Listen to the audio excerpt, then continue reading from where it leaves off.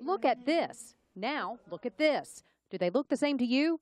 The similarities and differences between acupuncture and dry needling are at the core of a dispute. Acupuncturists say dry needling is acupuncture. Physical therapists say it's not. And each national association has published papers citing research to back up its side.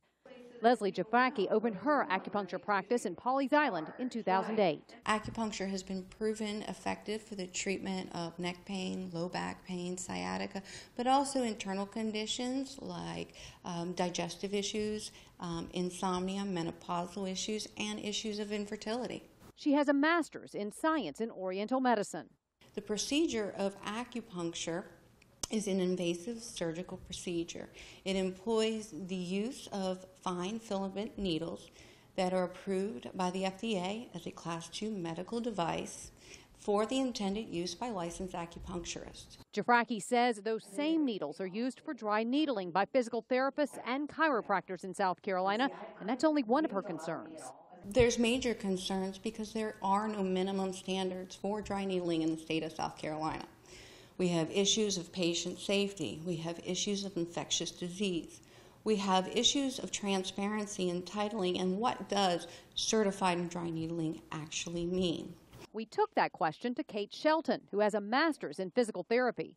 Integrative dry needling is a highly effective form of physical therapy for the treatment of multitude of different musculoskeletal and neuromuscular conditions. And that's where Shelton says the difference lies. Dry needling is used for the reduction of pain and inflammation.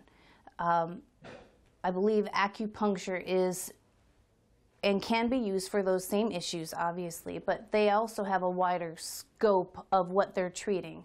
They can treat things like depression or insomnia, where we have no scope of practice in that area whatsoever. We're definitely musculoskeletal and neuromuscular conditions. Shelton says their oversight comes from the American Physical Therapy Association and from the state. So yes, we do have to wear gloves. The needles are sterile. They're not used more than one time. But Jafraki says the time spent by physical therapists to become certified in dry needling isn't enough.